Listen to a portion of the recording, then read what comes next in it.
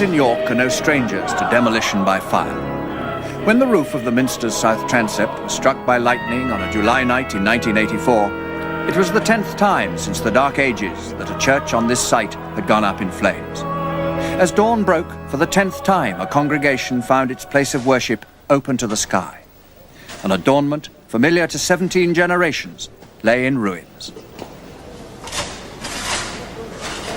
We took the carpentry force, labour force, here at the yard, and we divided into two teams, two foremen, two teams, and one team were working on the vault in the centre of the transept, and the other team were working round the back of the cathedral in a temporary workshop we'd erected in which to build these huge roof trusses, and they were there making these roof trusses.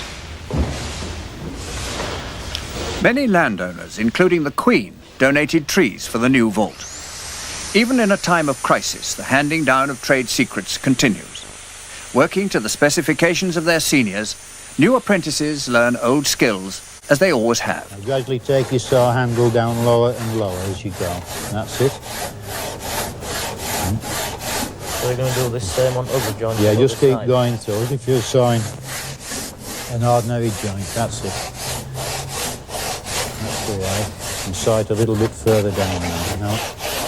Just have another check there because you're running off just a little bit. Can you see it? That's it.